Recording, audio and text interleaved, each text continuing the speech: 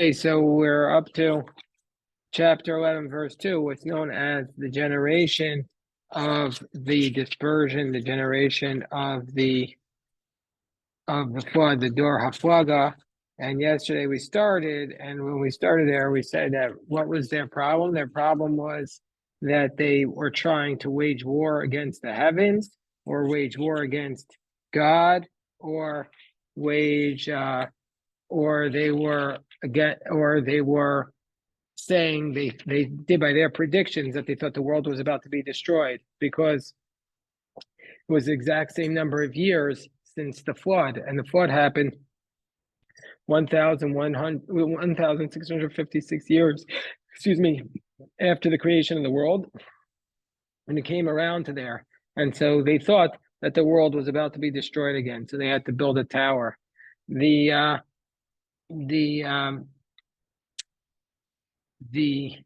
I guess their idea was they thought the heaven was going to collapse, so they were trying to make a tower to support the heavens. It sounds crazy. People think the world is about to be destroyed, but you never know. People are always, eschatological predictions is very common. We even had our own in America in Y2K. Everybody thought the whole world was going to collapse, but nothing happened. I remember that at the turn of the millennium. Okay. So now verse 2, Vayhi ben Asam. Oh, no, I just want to say one other thing. What language were they speaking? It says that Vayhi kol haaretz safah achat, the whole world was speaking one language. So Rashi quotes the interpretation that they were speaking the holy tongue, that they were speaking Hebrew. But actually, the Yerushalmi says that the explanation is that they were speaking b'shivim lashon, that not that the whole world was speaking Hebrew, but that they were all speaking 70 languages, that they knew all the languages in the world. So that's like the opposite approach. So anyway, we go on. So the next verse says, "Vayhi ben Asam mikedem," when they traveled, migrating from the east, Vayimtzu bika be'eretz Shinar, and they found a valley in the land of Shinar. Vayeshvu sham, and they settled there. So God scattered them. Rashi said, what happened was they were migrating from the east. They found the valley in the land of Shinar. Rashi says, Shayu Yoshvim Sham. They were living there in the east, as it's written above. Ahi Moshavam Harakedem. V'nasumi Sham, and they traveled from there to explore a place for themselves to hold them all. The place where they all went was Shinar. So the land of Shinar. And they settled there. Verse 3, Vayomer Ishal Re'eu, and each man said to his friend, Hava novena levenim, let us make bricks. V'nisrafalas reifa, and we'll burn them in a fire. Vatilam alavena evan, and the bricks became stone. V'achemer ayalam lechomer, and the chemer, what is the chemer? The chemer is like the cement. The clay served as plaster. So they were making bricks with clay, with concrete, with clay, and basically they had technology. That's the simplest way to read this. They had a big technological advance, and they were using their technology. It's an old story. Man creates some new technology, and they think that they now can take on the heavens with their new technology. That's like what we're doing with our technology. Today, same story. So what does Rashi say? They said, each man said to his friend, Uma Uma, one nation to another, Egypt to Cush, Cush to Put, Put to Canaan, that they were all speaking together. Meaning to say, but Rashi's point is they didn't speak to each one, spoke to one, and that one spoke to the other, because it says each one spoke to his friend. It wasn't that one person spoke to all of them, it was one person spoke to one. And he said, come let us build bricks. Rashi says it means his minu, get ready, prepare. Leveinim, there were no stones in Babylon. Babylon was a valley, and they had no stones. Now, the interesting thing is, usually in the Bible, what's the standard construction form? The standard construction form is the construction material is stones. So where else do we use bricks? Only in Egypt. In chapter 5, when the slaves have to make them for the Egyptians. So bricks have a very bit negative connotation. And it says, "V'nisrafa refa," let us burn for a burning. Kachos sinal avenim. That's how they make the bricks, which are called tiulis. Sarfim osam bekivshan. They bake them in a firing pit. Hey, Tan, how you doing? Okay, they make the bricks in a firing pit and they use it for plastering. Rashi says for plastering the wall. Okay, we're in chapter 11, verse 4, Eitan. Vayomer, when they said, Hava nivnei lanu ir, come let us build a city. There's another problem. Cities in the Bible are bad. How do we know that? Who's a bad city? Sodom and Gomorrah, and also Shechem. When Dinah goes out, these cities are bad places. They're not the good places. Are the shepherds or the fields, but the cities don't represent good things. Where's Yerushalayim in the 5 books of Moses? In the 5 books of Moses. David, also Jerusalem is not really talked about as it's really not talked about as a city where people go to live. Ir Miklat is the city of refuge. They were specific cities which would not be like the other cities, which were problematic. These were cities where you could be safe, sanctuary cities. But and you had to set them up because all the other cities were extremely dangerous. So what do they say? They said, "Come let us build a city, and the tower with its top in the heavens. Shame,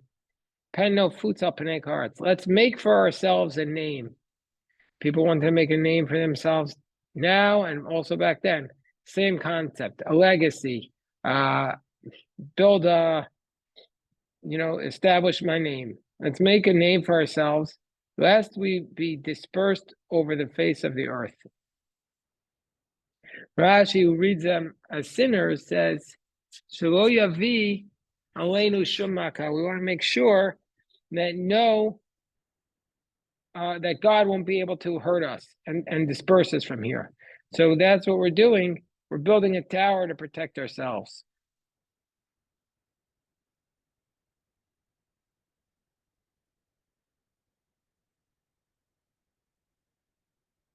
I just want to go back. That Rashi's position is that the Chamar is not clay. They translate here as bitumen. What is the bitumen? I have to look that up in English. This goes back a verse. What's bitumen? Did you ever hear that word, Dan? What is it?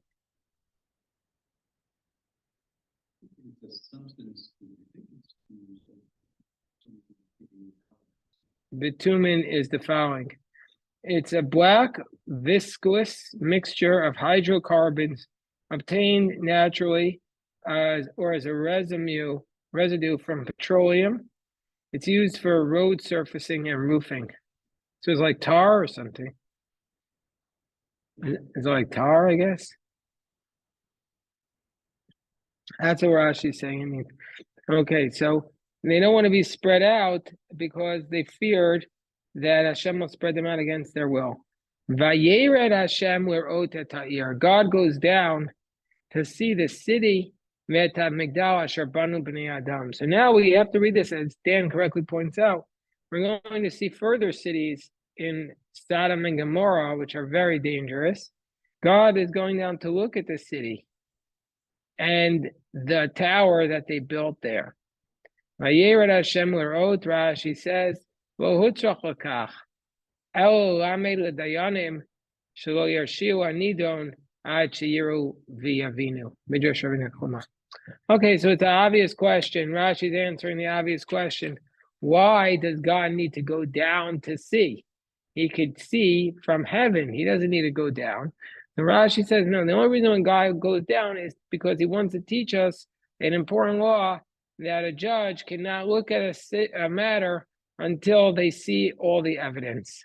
So God had to go see all the evidence. So therefore, God had to go down to see. So the interesting thing is, all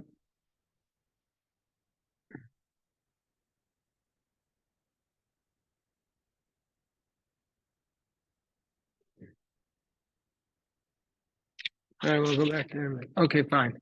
So now the verse states, Vayomer, Bnei Adam. So God wanted to see the city and the tower that the children built there, the Bnei Adam. Rashi says, of course they built it. Who else did build it? Ela Bnei Mi. Of course these are sons of man. Do you think they want to say Bnei Chamor Mugamon? Are they sons of donkeys and camels? Ela Bnei Adam Arishon. They showed with their action that they were the sons of Adam, primordial Adam. Shekafar es hatova, who also was ungrateful, and he blamed, hey, how are we doing today, Kobe? Every day my life is a bracha. Adam was the one who rebelled because he said he was ungrateful. He said, the woman you gave to me, she caused me to sin. Also, these people who built a tower, kafru b'tova, limrod b'misha eshpiam tova. They rebelled against the one who channeled benevolence to them, umiltam min hamabel, and he saved them from the flood. So Rashi is saying that they are, or chapter 11, verse 5. Rashi is saying that they are like equivalent to the to Adam in that they were ungrateful. They rebelled against God, who saved them from the flood. Okay, so now Vayomer Hashem, and God said, Hein am echad v'safachas l'kulam v'zeh achilam la'asot. God says, behold, they're one people with one tongue, and this is what they're starting to do. Now, they'll have no problems doing anything. Okay, so who does God sound like here? Basically, God is going to scatter them because he doesn't want them all to be together because it causes lots of damage. Who does God sound like? Maybe Mao Zedong. Didn't they do population transfer to protect the Communist Chinese Party? Communist Stalin, they do population transfer. It's the tried and true tactic of dictators. Also, didn't Joseph move the people from their fields to the cities? This is like, and also this is like population transfer, so that the people won't be able to cause problems by forming together a plan. The other thing it sounds like, just if I wasn't afraid, I would say it sounds like this is the anti-globalization. Look what everybody's going to do. They're going to get together and they're going to cause problems. So this is what the verse seems to be like. It's a very dark passage. God sounds like, well, what's God afraid of? God's afraid that humanity will have groupthink, that they won't be creative anymore. They're all just going to stay in their cocoon. And this passage to me is so much more intriguing than the flood.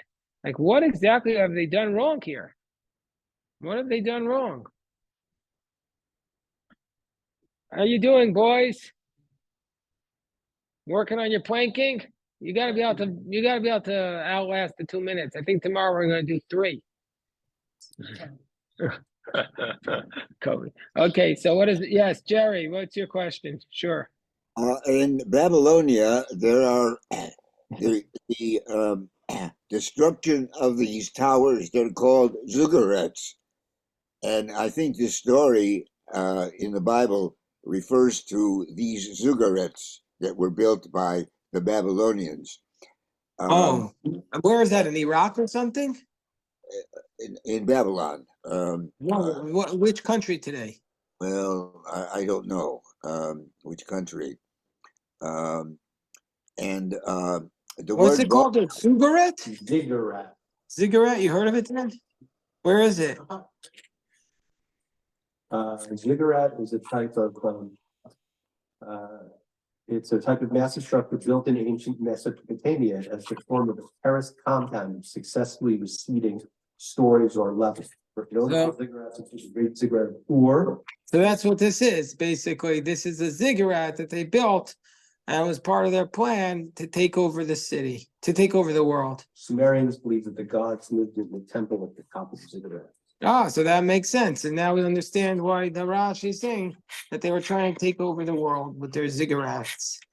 So God sent them out. Rashi says, okay. Did you have a follow-up, Jerry?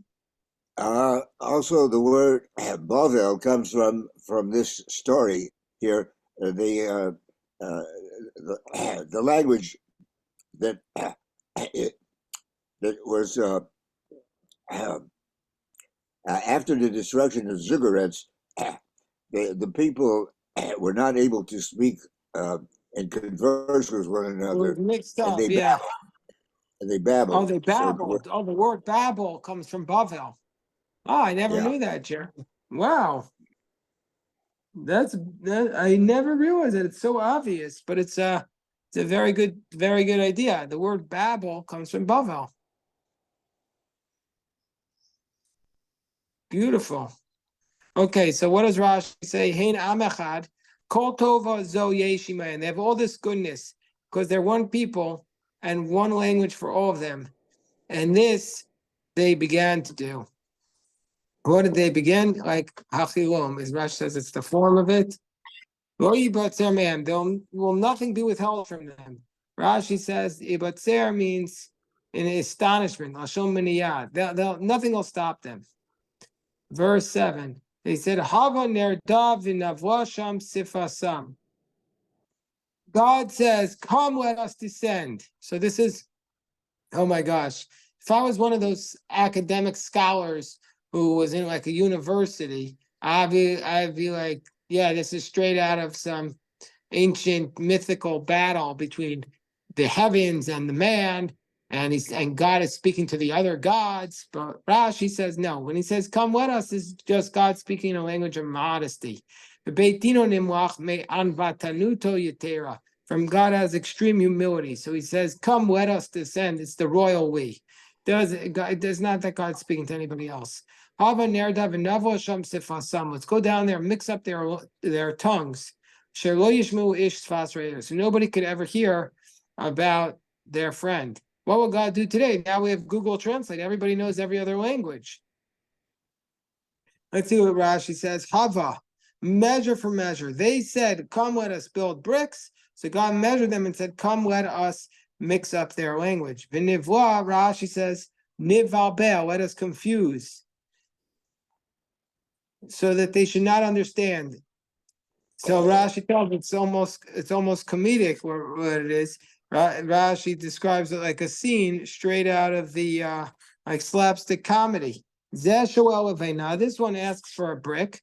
And this one brings him plaster.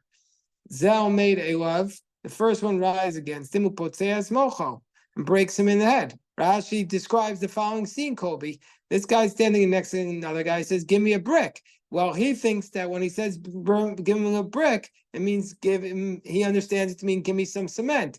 He gives him the cement, and the guy who asks for the brick gets upset and punches him in the face, and that's how a fight happens. So that's what the way Rashi is describing the story. And then And There is then a book called Divine Comedy by Dante. yeah. It talks about Inferno and all kinds of other. It's pretty funny.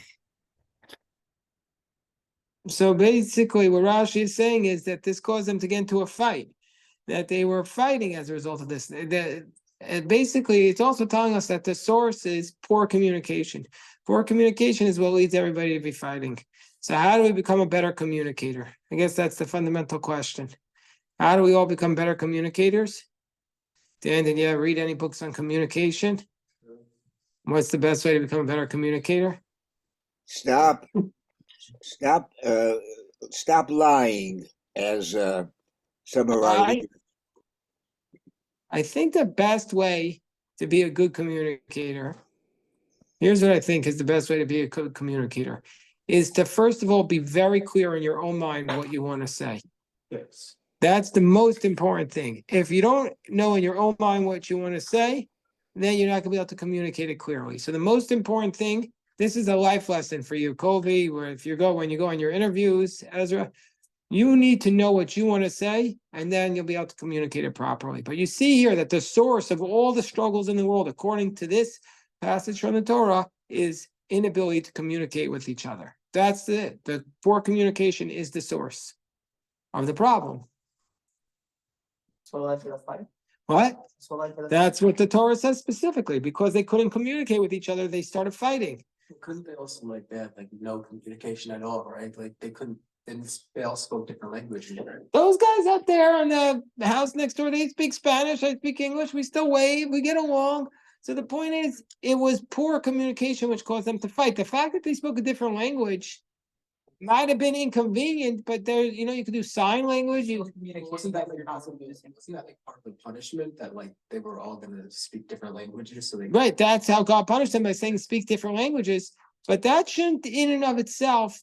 I mean, they would have figured it out right away. Okay, fine. So I asked for a brick and plaster. They would have figured that out. Yeah. It must be something else going on. That it was just their inability to communicate like that. That's the essence of this story.